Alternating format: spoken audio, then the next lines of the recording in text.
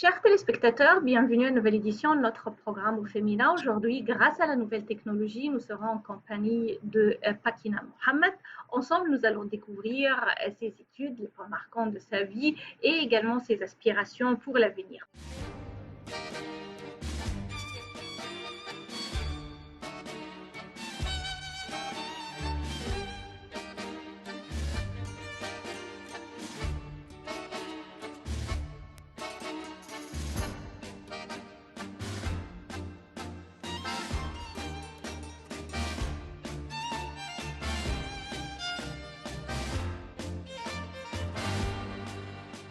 Pakina, bienvenue à notre programme. Ravi d'être avec vous aujourd'hui. Bonsoir Mona, moi aussi, j'ai le plaisir d'être avec vous. Merci. On commence toujours notre rendez-vous avec les souvenirs de l'enfance, puisque cette phase de la vie de l'être humain marque sa vie pour toujours. Qu'est-ce que vous retenez en tête de cette phase de votre vie? En fait, ce que je retiens en tête, que moi, j'ai vécu une enfance tout à fait normale avec mes parents. Je suis allée à une école française religieuse. En 1987, mon père a tenu une nouvelle poste comme attaché militaire adjoint à l'ambassade de l'Égypte en France. Alors, nous avons voyagé à Paris et nous y sommes restés presque 2 ans. À Paris, vraiment, j'ai eu l'occasion de fréquenter des Français, de maîtriser la langue française, d'avoir une bonne prononciation qui m'a beaucoup aidée dans ma carrière. Euh, et euh, c'est tout ce que je retiens de l'enfance. Mais je peux te dire aussi qu'à Paris, c'était vraiment un monde merveilleux pour moi parce que jusqu'à maintenant, les monuments de Paris sont gravés dans ma mémoire et presque chaque année, j'aime beaucoup visiter avec mes parents Paris euh, parce que l'architecture, les monuments sont vraiment magnifiques.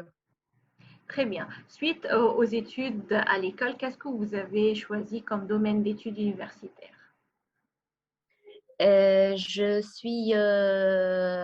J'étais allée rejoindre la faculté de lettres françaises. En fait, les lettres françaises, c'était un domaine très intéressant pour moi. J'aimais beaucoup les matières comme la traduction, la critique, la littérature comparée. C'est pourquoi j'ai poursuivi mes études supérieures, toujours en traduction. Actuellement, je suis traductrice reconnue à l'une des ambassades étrangères en Égypte. Moi, j'aime beaucoup la traduction. Parfait. Vous avez parlé des études en langue française, d'attachement à la langue française. Quand vous avez terminé vos études et commencé les premiers pas de votre carrière, est-ce que c'était toujours dans le monde de la francophonie? Non, pas du tout. Parce que moi, je souffre actuellement que dans mon actuel travail, je n'utilise pas le français. C'est rarement que j'utilise le français parce que moi, je travaille actuellement dans une compagnie aérienne et tu sais que la langue officielle, c'est l'anglais. On fait toujours les emails en anglais. Parfois, dans des conférences comme ça, je trouve des délégations francophones, alors je me précipite pour aller les parler, pour pratiquer la langue. Parce que, tu sais, moi aussi, actuellement, je fais de la traduction, mais je limite la quantité de la traduction parce que j'ai pas suffisamment le temps pour traduire, par exemple, des livres, des, de beaucoup de grandes œuvres. Alors, je me contente comme ça de traduire comme ça les choses, les lettres officielles comme ça, comme par exemple les actes de naissance, les actes de mariage. Euh, mais moi, je n'ai pas fait mes études en traduction pour être traductrice, mais c'était seulement pour enrichir ma langue, pour pratiquer, pour enrichir, pour consolider la langue française chez moi. Et quand vous avez commencé vos premiers pas professionnels, qu'est-ce que vous avez fait comme travail? Mes premiers pas dans le domaine de travail, j'ai commencé ma carrière à l'Opéra du Caire. C'était vraiment une période très intéressante pour moi. J'étais responsable de la section de la presse étrangère au département de médias de l'Opéra. Ce département était concerné de contacter tous les journaux couvrant les événements de l'Opéra, de ces différents théâtres. Et c'était vraiment une période très importante dans ma vie puisque j'ai pu, à travers l'opéra, fréquenter les artistes parce que depuis mon adolescence et le début de ma jeunesse, je me disais toujours à moi-même, si je travaille, je voudrais être soit artiste, soit actrice ou présentatrice Oui. ou chanteuse parce que moi, je croyais que j'avais un don dans chacun de ces domaines. Mhm. Alors, l'opéra Vous avez m'a essayé favorisé. ces domaines ou non? Vous avez essayé de travailler dans ces domaines?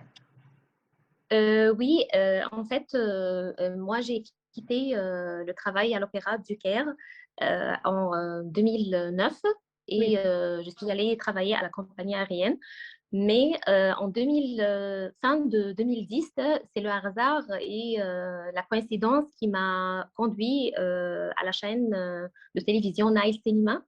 Mhm. Et je crois que l'équipe de Nice Cinema en ce moment-là était à la recherche d'un traducteur ou une traductrice pour traduire une interview avec le maire de Cannes.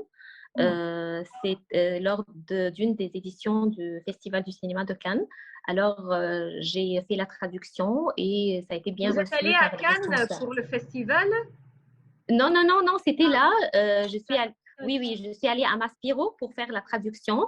Oui. Et c'était la première fois que je me sentais satisfaite de ce diplôme de traduction que j'ai fait Mhm. parce que j'ai utilisé mon talent en traduction. Et après ça, j'ai continué avec Nile Cinema. J'ai essayé comme ça de préparer un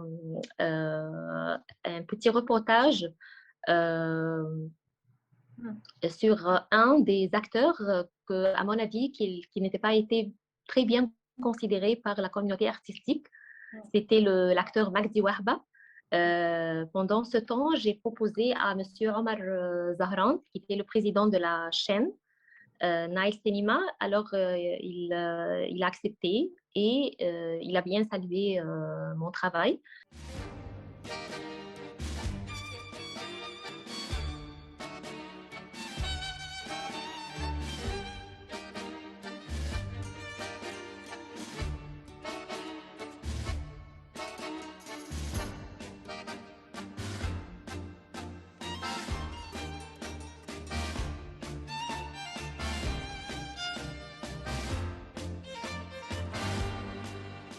Vous êtes allé dans une compagnie aérienne où vous travaillez toujours comme traductrice ou vous avez cette fois-ci également entamé une autre voie?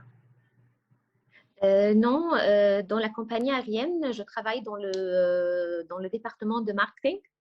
Euh, c'est un domaine tout à fait différent, très loin de l'art et de l'opéra. Mais peut-être l'opéra m'a aidé, ou bien le travail plutôt à l'opéra m'a aidé à contacter les gens, à savoir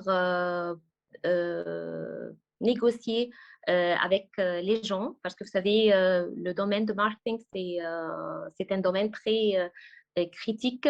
Oui, il faut avoir un certain talent pour communiquer avec les gens et négocier avec eux. Alors, je travaille dans le domaine de marketing depuis 2009 jusqu'à maintenant. Oui, alors vous avez parlé de ce domaine qui intéresse la plupart des jeunes actuellement, qui est le marketing. Selon vous, pour travailler dans ce domaine, quels sont les critères, quels sont les atouts qu'une personne doit posséder pour entamer une carrière dans le domaine de marketing? Je crois qu'il faut prendre la personne qui veut bien travailler dans le domaine de marketing doit prendre beaucoup des courses, des stages dans le domaine de marketing et aussi il doit posséder un caractère calme, euh, flexible. Euh, il doit savoir comment se contrôler et négocier pour pouvoir bien négocier avec les gens. Mhm. Parce que, vous savez, par exemple, moi, dans la compagnie aérienne, par exemple, il y a, on reçoit des demandes pour faire une sponsorship. Euh, alors, la compagnie aérienne présente des services et en retour, on reçoit des avantages, des bénéfices sur le domaine de marketing. Alors, il faut être flexible, il faut savoir comment négocier avec, il faut être gentil. Je crois que ce sont les qualifications demandées pour travailler dans ce domaine. Très bien. Et à part le travail, est-ce que vous avez d'autres activités, des hobbies que vous pratiquez? Euh, oui, en 2018, comme j'aimais depuis que j'étais en école, la rédaction, j'ai essayé comme ça de rédiger un article pour le Progrès égyptien. Et c'est ce que j'ai fait. Et j'ai rédigé un article sur une conférence qui s'est tenue à Luxor. C'était l'UPAV, c'est l'Union professionnelle des agences de voyage belges. Et aussi, j'ai rédigé en 2019 un autre article sur l'ACI, c'est l'ACI Afrique, c'est le consulat international des aéroports. C'est toujours dans le domaine de l'aviation, du tourisme, mais j'aimerais bien de rédiger d'autres articles dans de différents domaines et pas se limiter sur ce domaine d'aviation ou de tourisme. Et les deux articles ont été publiés dans le Progrès et j'aimerais bien avoir du temps, plus de temps pour pouvoir réfléchir ce don ou bien ce talent que j'ai d'écrire et de rédiger des articles. Mhm.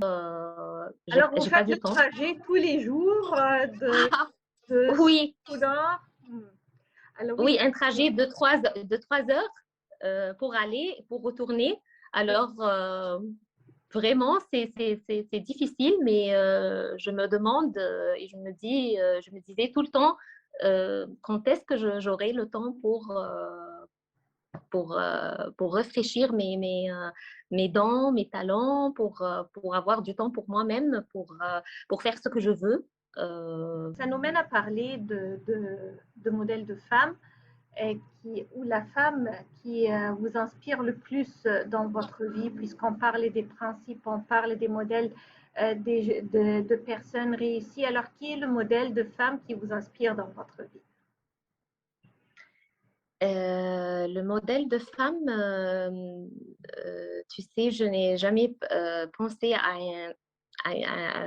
une telle femme ou bien une femme spécifique, mais la femme qui m'est venue maintenant à la tête, c'est docteur Inès Abdedaim,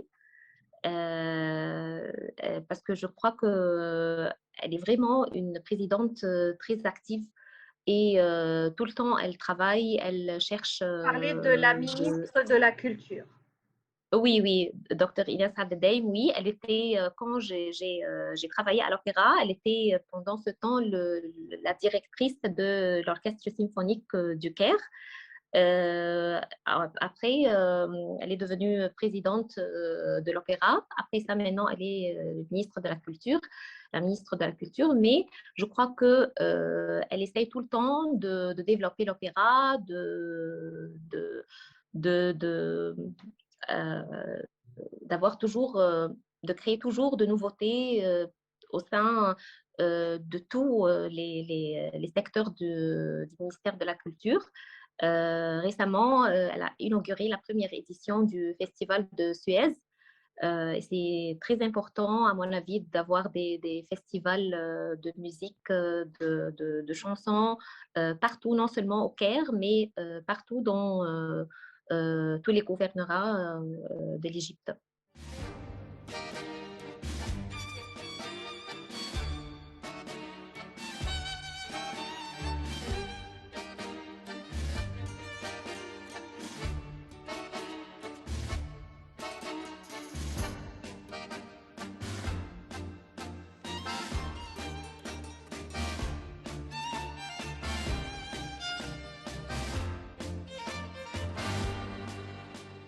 Et quel est le meilleur conseil que vous avez reçu dans votre vie? Euh, le meilleur conseil que j'ai reçu, c'est toujours de mes parents. C'est de ne pas s'arrêter devant les côtés négatifs et d'avoir toujours un espoir dans l'avenir et de ne pas être pessimiste, d'être toujours optimiste et avoir toujours un espoir dans l'avenir. C'est le conseil toujours que je mets en tête. Et quelles sont vos aspirations pour l'avenir? Mes aspirations pour l'avenir, j'aimerais bien euh, reprendre mes activités dans le domaine des médias, mais je ne sais pas comment. Je ne sais pas comment commencer ou par où commencer parce que mon expérience, c'était en 2010 et je ne connais personne dans le domaine des médias. Je ne sais pas si je pourrais réaliser ce désir euh, qui est toujours au fond de ma tête. C'est ce que je pense actuellement et c'est ce que je veux réaliser. Euh, c'est ma seule ambition maintenant. À côté de mon travail, vous savez, mon travail dans la compagnie aérienne, oui, je mérite bien ce travail et je le respecte, mais ce n'était pas ça ce que je voulais faire dès le début. Peut-être je n'ai pas bien organisé mes ambitions et mettre des priorités pour mes rêves. C'est le hasard qui m'a conduit tout le temps. Mais Oui. j'ai Alors, toujours l'espoir. bon courage, Pakinam. Et bien sûr, puisque tu as en tête un objectif, je suis sûre que tu vas le réaliser. Mais également, je voudrais savoir, basé sur l'expérience personnelle, puisque tout le temps vous faites le trajet d'un côté à l'autre de la ville, vous rencontrez pas mal de femmes. Quelle est votre opinion de la femme égyptienne? Mon opinion sur la femme égyptienne, Oui. je crois que la femme égyptienne est une femme très courageuse. Elle a pu prendre des postes très importants. Elle est devenue ambassadeur, ministre. Je respecte bien l'histoire de la femme égyptienne parce que depuis l'histoire égyptienne, le début de l'histoire égyptienne, nous avons beaucoup des exemples des femmes très uniques, comme par exemple la reine Hatshepsut, qui encore j'essaie de me rappeler les noms, Hoda Sha'arawi, il y en a beaucoup de noms. Oui, bien sûr. La femme égyptienne, bon, elle a su s'imposer sur la scène et réussir toujours à relever tous les défis. Et, Oui, et c'est essayer maintenant, ce sont parmi les buts de l'État maintenant, c'est-à-dire oui, de l'autonomisation de la femme, bien oui, sûr. oui, de prêter plus d'attention à la femme et à ses volontés et à sa carrière. Euh, et aussi, c'est parmi les buts du développement durable. Les Nations Unies aussi, c'est parmi les étapes prises par les responsables aux Nations Unies euh, pour l'année 2030. C'est Enfin, je vrai crois que que la femme égyptienne est sur l'agenda et les priorités du chef de l'État, M. Abdel Fattah el-Sisi, et également du gouvernement, puisque la vision de l'Égypte 2030, qui est inspirée des principes de l'ONU, parle toujours de l'autonomisation de la femme. Même il existe une stratégie pour cette autonomisation de la femme. C'est vrai, et vous êtes devant nous un modèle de cette femme égyptienne moderne, contemporaine et jeune. Euh, je vous remercie infiniment, Pakina Mohamed, de nous avoir accordé cette interview. Je vous souhaite plein de réussite et de courage dans votre vie. je vous remercie infiniment, Madame Mona, et j'ai eu vraiment un grand plaisir de vous accompagner dans cette édition et je vous souhaite tout succès et prospérité dans votre carrière. Mille merci, chers téléspectateurs. C'était notre rencontre via la nouvelle technologie avec Fakina Mohamed. Ensemble, nous avons découvert ce monde de jeunes femmes égyptiennes qui possèdent des rêves, des ambitions, qui essayent de les réaliser, qui essayent de voir la vie avec un œil très optimiste. On lui souhaite courage et également réussite. Merci chers téléspectateurs et à la prochaine édition au féminin.